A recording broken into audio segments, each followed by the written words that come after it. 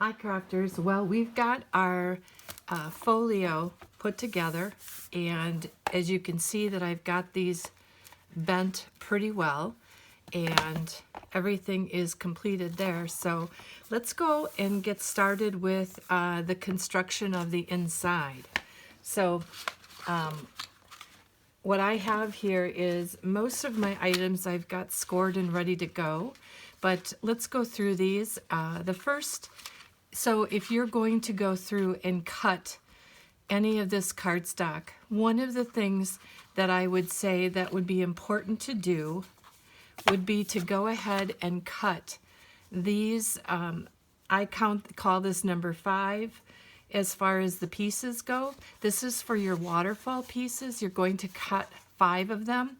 My suggestion, because of the size of them, to cut these first and then use any of the offcuts to make some of the other sections of the book. That way you'll be using more of your 12 by 12 sheet, or if you're using an 8.5 by 11 sheet or A4 size, I just think it's better off to start with these.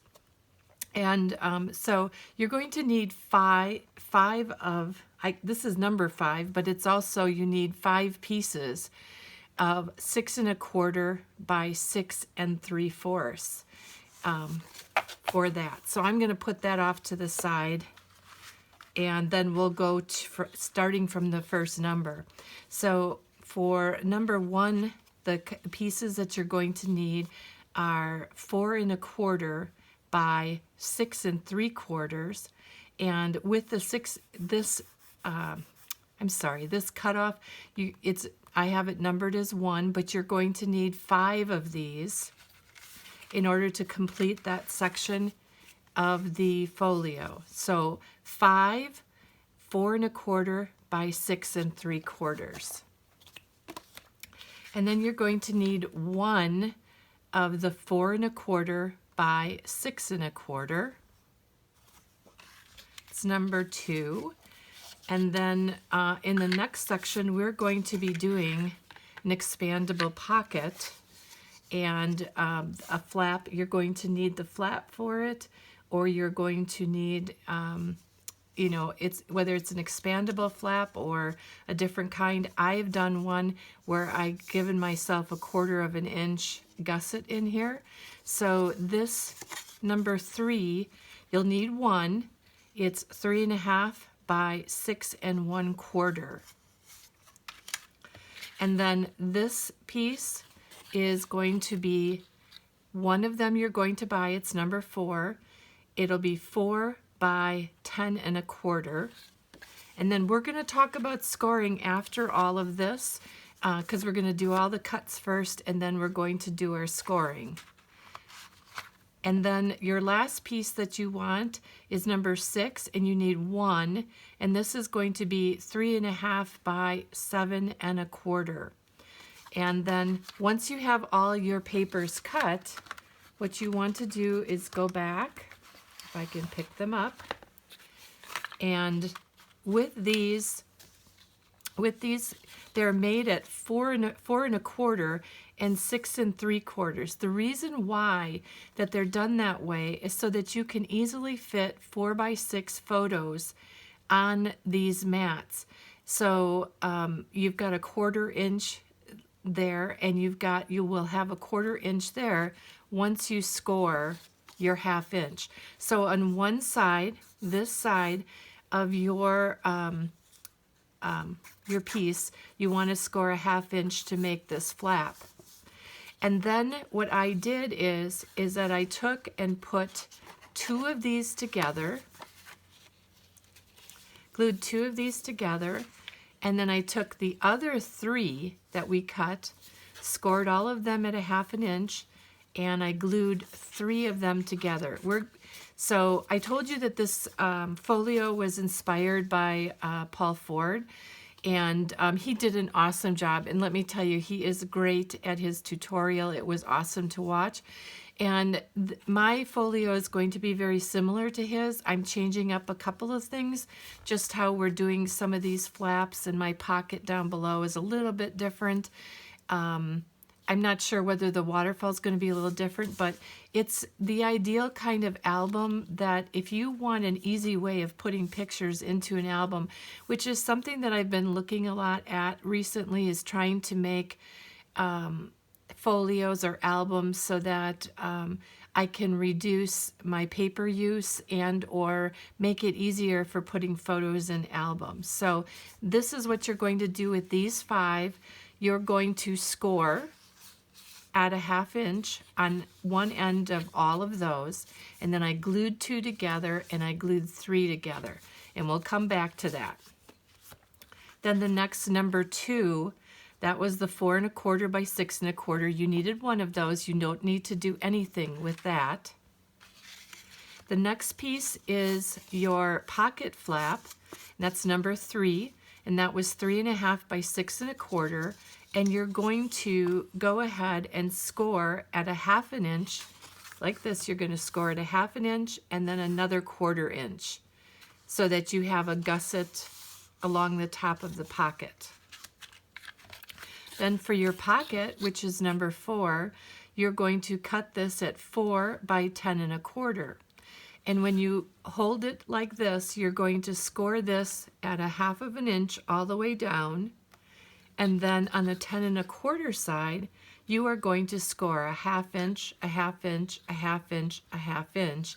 And then I turn it around and I do the same thing, 1/2, 1/2, 1/2, 1/2. So it's really 2 inches. You're scoring every 1/2 inch. And then the next item, and I didn't do these. I don't know why I didn't. I will do those in a minute.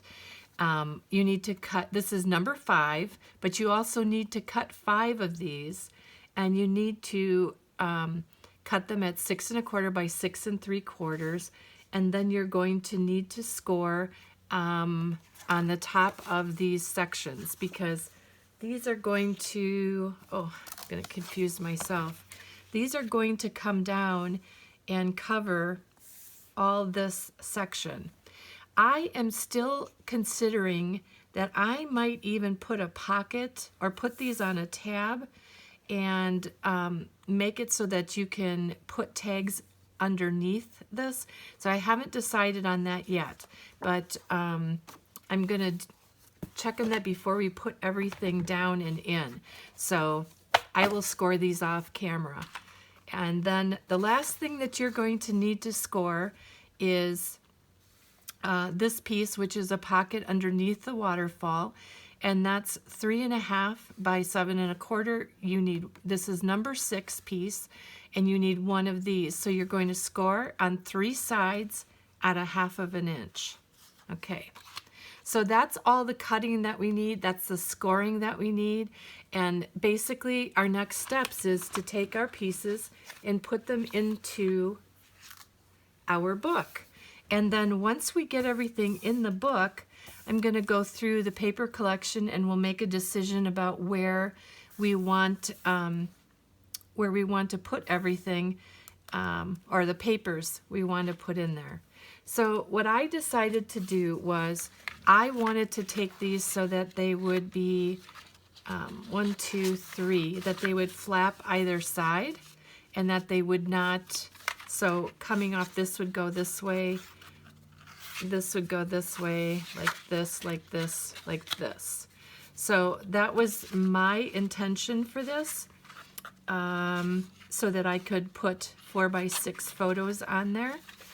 And I don't think that with the folio in the shape that it is, that we need to put any magnets on this, because I don't think, well, let me just see. If I'm opening this up, unless I put something kind of weighted on the front, yeah, I might, you know what, I think I'm going to put one magnet on here, just because I really dislike flopping. So what we're going to do is on the back of these, we're not necessarily going to cover them with thick cardstock. You know what, I might even do that on the, do I want to do that on the front? Or will it be too thick? Let's see how it goes. Let me just check that out. Let's see if we can do it. The reason why I say to do it on the front versus the back like I normally like to do is because I'm thinking about not covering the back of this so that I can just put my photos down on that. So if I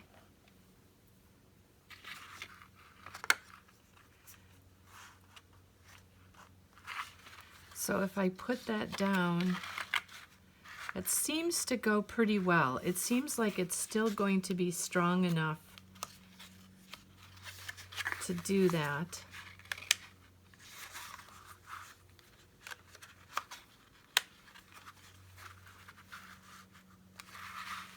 I think that's going to work. So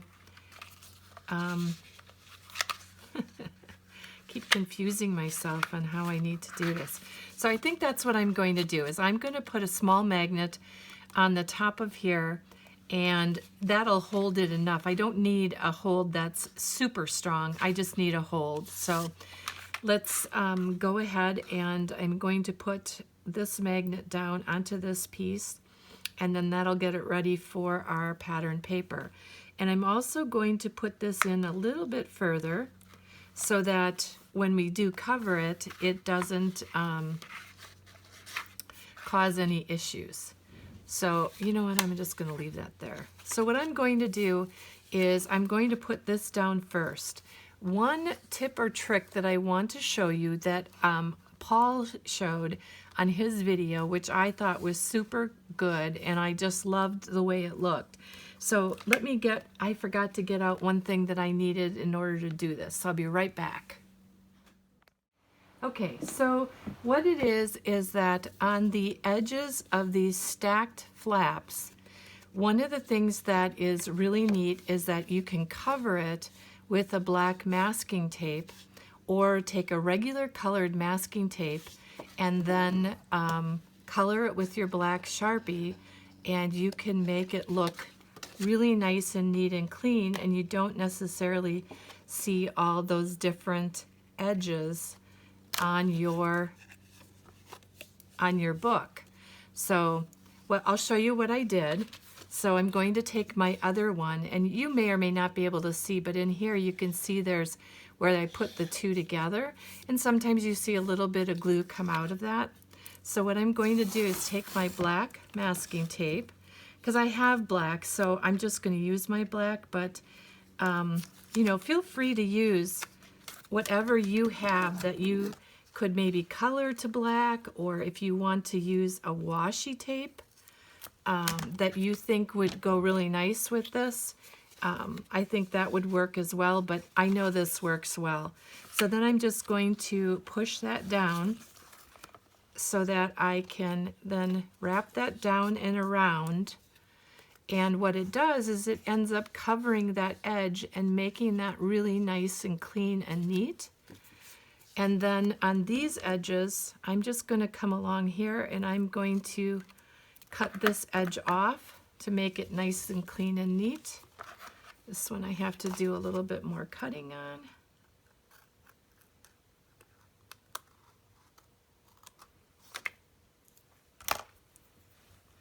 And once we cover this with our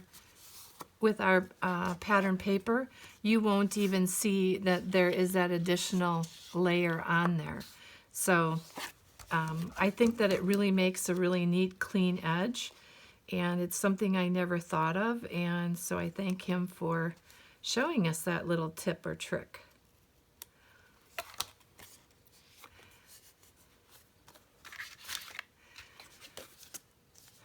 I honestly do not know if they sell this black masking tape anywhere in the States. There is a source outside of the United States that I bought mine from quite a long time ago, probably a couple years ago. So I think that you can just Google black masking tape and see what you can find out. But this is all photo safe, non-acid, whatever the photo regulations are or whatever. Gosh, I keep getting this little schnibbly bit here. There we go.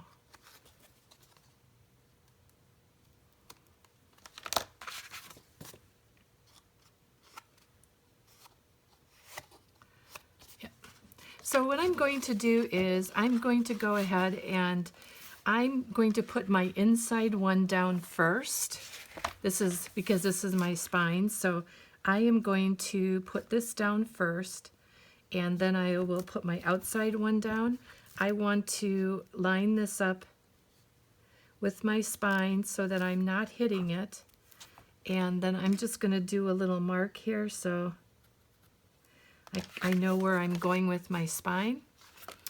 And take my art glitter glue and tape this, or glue this down. Not tape it, but glue it down.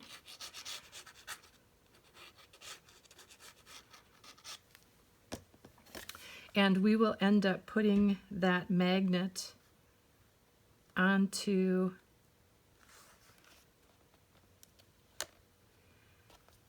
the other flap in just a minute once we get it in. I wanted to make sure that I had it in the right spot when it was all together.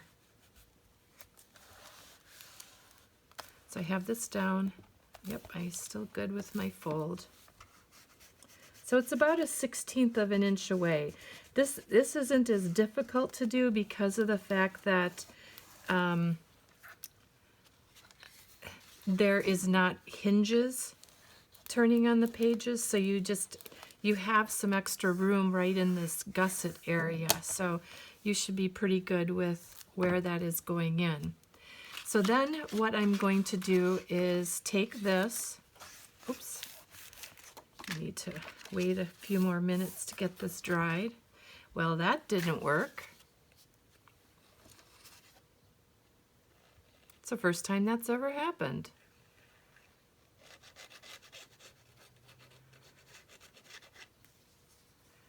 Oh.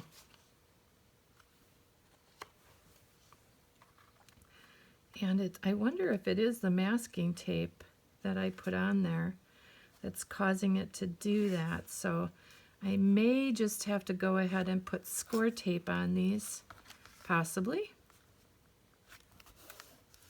Or I need to wait just a couple more minutes before I add the other piece. So that could be.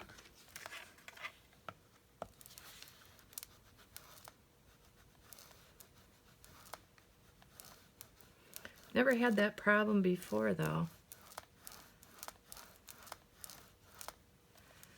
So I thought that was kind of unusual. So just put that down and clean some of my edges up here. Even though it dries clear, I like to make sure I'm as clean as possible along my edges.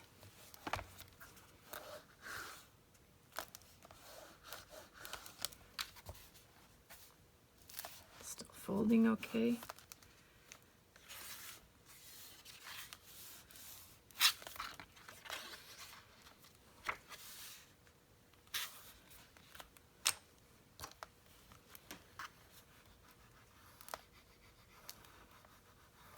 Okay, well, we've got that in. So then our next one is we are going to put this in right along the edge of our folio. And the reason for doing it as tight as we can is so that we are not, the flaps aren't too long. And we want to match this up to the edge of this top edge to make sure that they are matching. You know, if you're going to be a little bit off, you're going to be a little bit off, but try to get it as neatly matched as possible.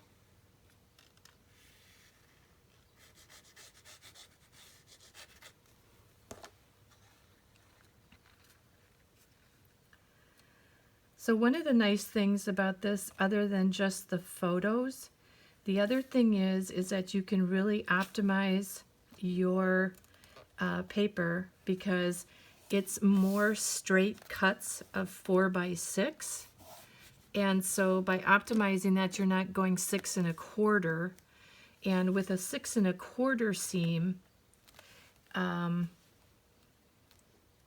you are, you can't get 2 6 1/4 seams out of it. I mean, pieces out of it. So it's that's why this album too is good. It saves on paper.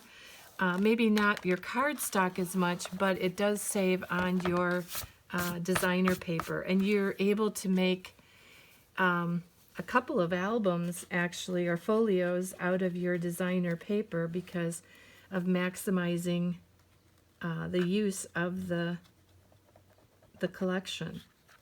So I'm going to do this. I'll show you what I was talking about, but I wanted to put this down. I'm going to hold this down for just a little bit to make sure that it stays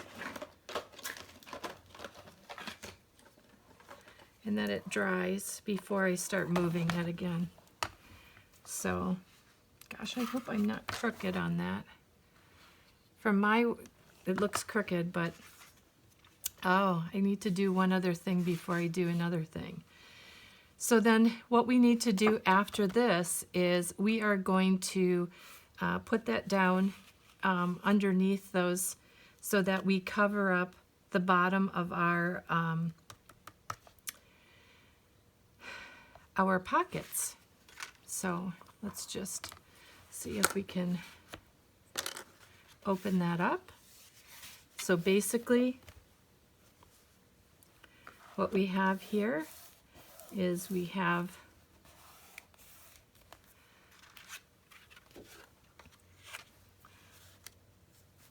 okay, so the one thing that I'm going to have to do that I didn't account for until I put it in is this piece that is 4 1/4 by 6 1/4. We have one of those. I am putting that down inside here. It looks like I need to take off about a 1/16 of an inch. So it's better to have a little bit more than too little. So I'm going to cut off about a 1/16 of an inch on this piece of cardstock. And that should give me a little bit better fit to my top section. I think we fit in there much better.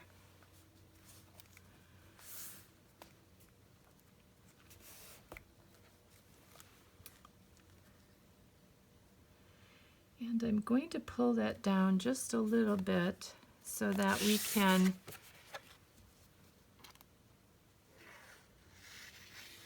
I want to see if that'll cover better over where my pocket comes in.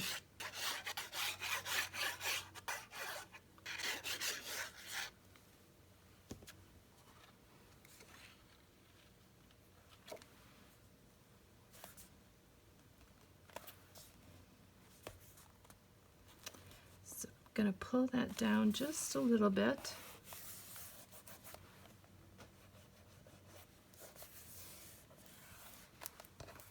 So that covers over a little bit more under there.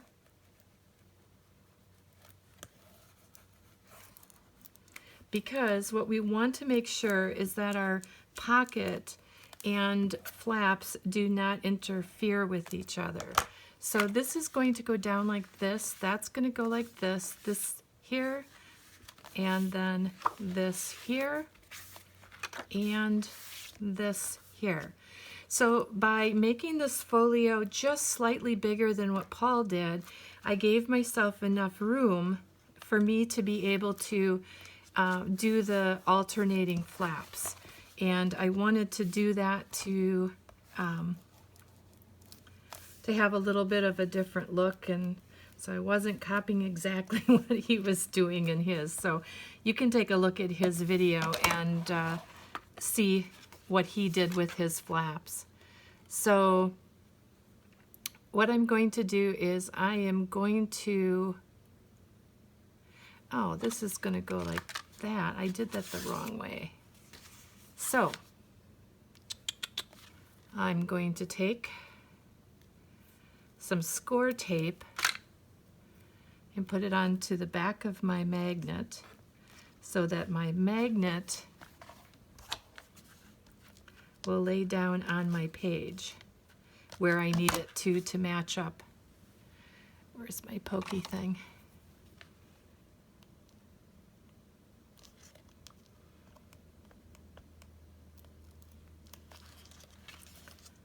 There we go. So we're going to take this, let me just do one other thing. And you'll see that this does, you don't want to make this so that this is really, really tight on here, because you want to give it just a little bit of leeway because of the things that you're going to be adding into it. So there we go. We have this then down. I'm going to put another small piece of score tape just over it because of this magnet has that tab on the edge of it. So I think this will just hold it a little bit better. And then those go down to there. And then the next thing that we're going to do is we are going to put our pocket flap in. And that pocket flap, what I planned on doing was putting it right up to the, if you can see, I pulled this down just a little bit. And the reason why I did that is because I thought that would be a good way, a 1/16 of an inch, to manage where my pocket lid or cover would go, so that I could make sure that it didn't interfere with my flaps of my tags. And so that was the reason why I put that down a little bit. It then also covers my writing in the middle here and makes it all very seamless. So that's how we're going to start off. So I'm flattening that out a little bit so I can make sure that I get this all the way up snug against that mat from up above, and then we'll get our pocket in. So let's do this first. We're going to cover underneath here when we get our pattern paper on there. Come on, glue.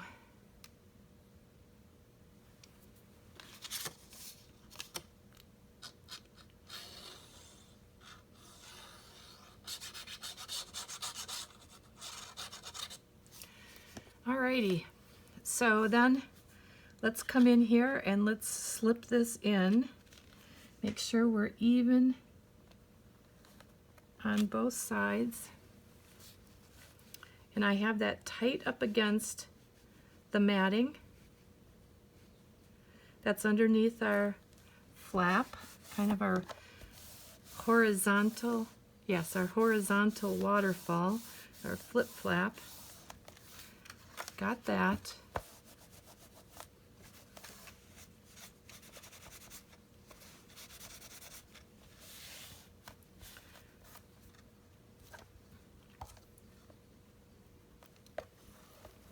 So if you look at this, our flap is right here, or our flap for our pocket's right here, and then this lifts up. And you see that it isn't interfering or anything because it's just 1/16 of an inch away, but it looks pretty seamless, and once the papers are all on there, it should look pretty good. Now with this pocket, I really have kind of gone back and forth on this because on one hand, I'm going to be using the Retro Men, and with that, I didn't want to make this, too frou-frou-y with lots of ribbons and things like that. So I keep going back and forth on what I want to do. I'm going to wait to do a closure on this because I think it needs a closure, but with an expandable pocket, I think we need a closure that is expandable rather than a closure that is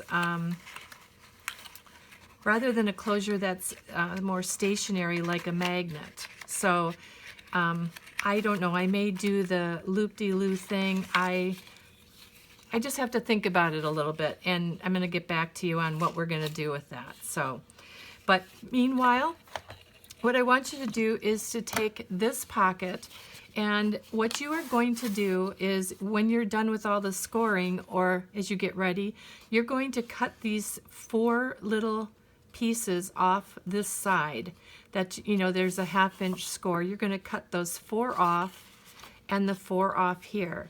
And then you're going to fold these in. So this one goes back, the first one goes back, this goes under, this goes back, and then this sits like this. So this is the part that we're going to glue down. And we are going to glue this 1/2 inch over the top of that. And I'm going to put that together, and then I'm going to clip the sides so that I can get that to dry well, and then we can come back and put that in. All right, so let's go ahead and get that started.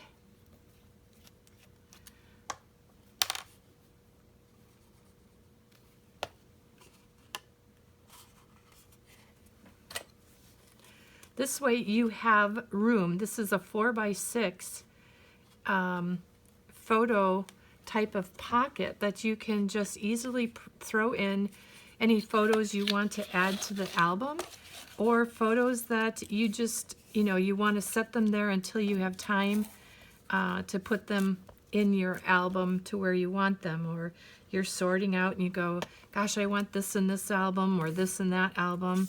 This is a good way of having this type of a pocket to store your photos till you're ready. And I'm gonna hold this down. Got a little bit of a schmutz over here. Okay, so I'm gonna let that dry, and see where we go. I wonder if I want to cut a little bit of that off.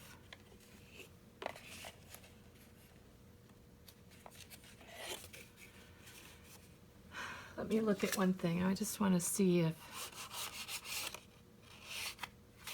No, I think that's pretty good.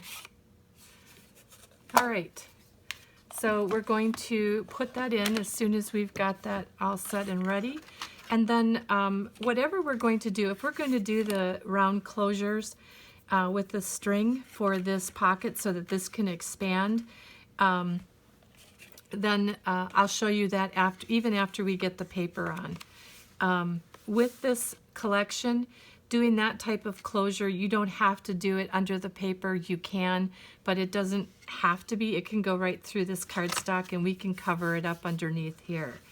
And in the inside of this one, we can cover it up with a piece of tape so it doesn't interfere with the pictures going in.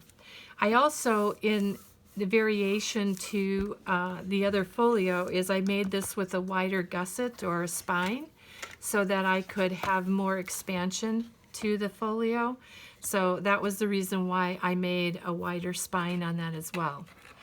So I'm going to go take a look real quick about my waterfall, and if I want to make that decision to put the pocket underneath, and it would be coming out this way. I just want to look at a couple things, and then I'll be right back. Alrighty.